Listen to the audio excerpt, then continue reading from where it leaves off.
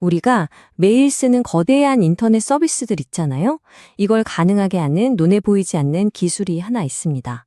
바로 일관성 해싱이라는 건데요. 자, 지금부터 이 똑똑한 알고리즘이 대체 어떻게 그 수많은 데이터를 안정적으로 관리하는 건지 한번 파헤쳐 보겠습니다. 자, 여기 보이는 이 서비스들, 공통점이 뭘까요? 맞아요. 전부 어마어마한 양의 데이터를 다루죠.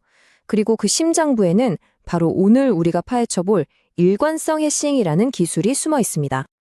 근데 이 똑똑한 해결책을 제대로 이해하려면요. 먼저 아주 단순한, 그러니까 처음 생각할 법한 접근 방식이 왜 실패하는지부터 알아봐야 해요. 지금부터 그 치명적인 약점이 뭔지 한번 들여다보죠. 생각해보세요. 데이터가 막 쌓이는데 서버 한 대로 이걸 다 감당할 수 있을까요? 당연히 안 되겠죠. 그럼 어떻게 해야 할까요?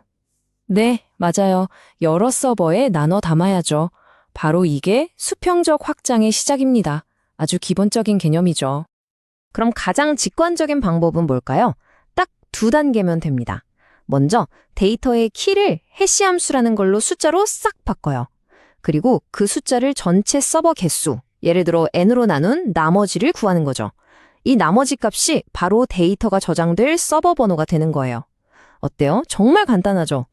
자, 예를 들어 볼게요. 서버가 총 4대라고 쳐봐요. 그럼 어떤 키든 해시 값으로 바꿔서 4로 나누면 나머지는 0, 1, 2, 3 이 넷 중 하나겠죠. 덕분에 데이터는 보시는 것처럼 각 서버에 아주 공평하게 고르게 분산됩니다. 와, 시스템이 안정적으로 돌아갈 때는 정말 이보다 더 좋을 순 없어 보여요. 완벽해 보이죠? 하지만 여기서 진짜 문제가 터집니다. 만약에 서버 한 대가 갑자기 고장나면요? 아니면 서버를 하나 더 추가하면요? 바로 이 순간 이 간담하고 완벽해 보였던 방식의 치명적인 약점이 그대로 드러나게 됩니다. 서버 하나가 뿅 하고 사라졌어요. 그럼 전체 서버 수가 4대에서 3대로 바뀌죠. 자, 아까 나머지 계산할 때 나누는 기준값이 4에서 3으로 바뀌는 거예요. 나누는 수가 바뀌면 어떻게 될까요? 네, 거의 모든 계산 결과가 달라져 버립니다. 즉, 데이터가 가야 할 주소가 완전히 뒤죽박죽이 되는 거죠. 이게 바로 재앙의 시작입니다. 이 상황은 말 그대로 대규모 데이터 재배치라는 연쇄 폭탄을 터뜨립니다. 거의 모든 데이터의 주소가 바뀌어버리니까 시스템은 이 데이터 어디 갔지? 하면서 우왕좌왕하고요. 또 올바른 위치로 데이터를 옮기느라 시스템의 모든 힘을 다 써버리는 거예요. 심하면 시스템 전체가 그냥 멈춰버릴 수도 있는 정말 심각한 상황인 거죠. 자, 이런 대혼란을 막기 위해서 정말 우아하고 기발한 해결책이 등장합니다. 바로 해시링이라는 개념이에요. 일관성 해싱의 핵심 아이디어는요, 정말 기발해요. 뭐냐면 데이터 키랑 그 데이터를 저장할 서버를 둘 다 똑같은 규칙으로 해싱해서 하나의 거대한 가상 원위의 점처럼 찍어 놓는 거예요. 이 원, 이게 바로 해시링입니다. 작동 방식은 아주 간단한 규칙 딱 하나만 기억하면 돼요. 먼저 서버들을 해싱해서 링 위에 착착 배치해요. 그리고 저장할 데이터 키도 똑같은 방식으로 링 위 어딘가에 딱 놓습니다. 그럼 이 데이터는 어느 서버로 가느냐? 아주 쉬워요. 키의 위치에서부터 시계 방향으로 링을 따라서 쭉 돌다가 처음으로 딱 마주치는 서버. 그 서버가 바로 주인이 되는 겁니다. 바로 이 지점에서 두 방식의 결정적인 차이가 확 드러납니다. 단순 해싱은 서버 하나가 사라지면 거의 모든 데이터가 대이동을 해야 했잖아요. 그런데 일관성 해싱은요, 딱 고장난 서버가 담당하던 데이터만, 그 데이터만 바로 옆에 있는 서버로 살짝 이사가면 끝이에요. 피해를 정말 최소화하는 거죠. 자, 좀 더 구체적으로 볼까요? 링 위에 있던 서버 S1이 사라졌다고 해보죠. 그러면 원래 S1이 책임지고 있던 키 K1은 어떻게 될까요? 시계 방향으로 다음 주인을 찾아 떠나는 거예요. 바로 S2죠.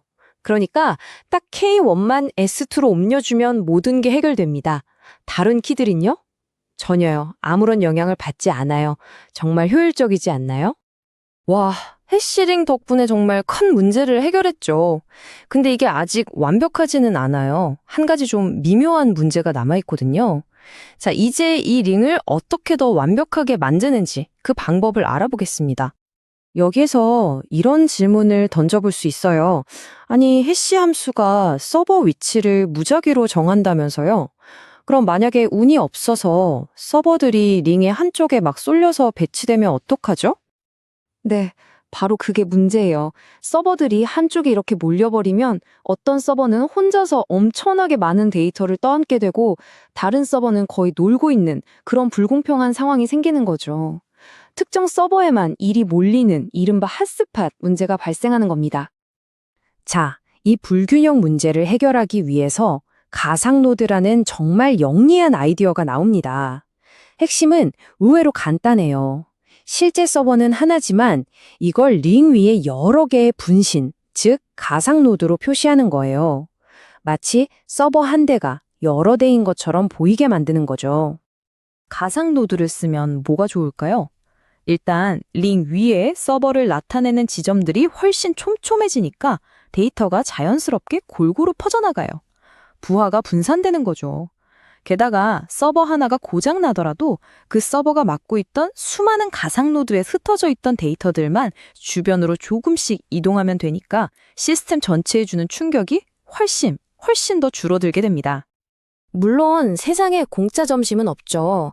가상노드를 많이 만들수록 데이터 분산은 더 완벽에 가까워지지만 어떤 가상노드가 어떤 실제 서버 소속인지를 기록하고 관리해야 하는 추가 정보, 즉 메타데이터가 늘어난다는 단점도 있습니다. 엔지니어링의 세계에선 늘 이런 현실적인 트레이드오프가 존재하죠. 자, 그럼 이제 맨 처음에 던졌던 질문으로 한번 돌아가 볼까요? 이 똑똑한 알고리즘이 대체 현실 세계에서 어떻게 쓰이고 있는지 한번 살펴보겠습니다. 네, 바로 이 서비스들이 그 답입니다. 아마존의 다이나모DB나 아파치 카산드라 같은 거대 데이터베이스는요, 바로 이 일관성 해싱으로 데이터를 수많은 서버에 나눠서 저장하고요. 아카마이 같은 CDN 업체들은 전 세계에 퍼져 있는 서버 중에 사용자에게 가장 가까운 서버로 콘텐츠를 보내줄 때 이걸 씁니다.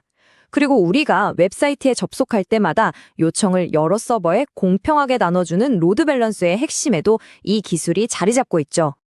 오늘 우리가 살펴본 이 일관성 해싱처럼 우리가 너무나 당연하게 누리는 이 인터넷 세상은요, 사실은 보이지 않는 곳에서 수많은 똑똑한 알고리즘들이 묵묵히 돌아가고 있기 때문에 가능한 겁니다. 과연 다음번엔 또 어떤 놀라운 기술이 우리의 디지털 세상을 지탱하고 있을까요? 앞으로도 그 비밀을 저와 함께 계속 파헤쳐 나가면 좋겠습니다.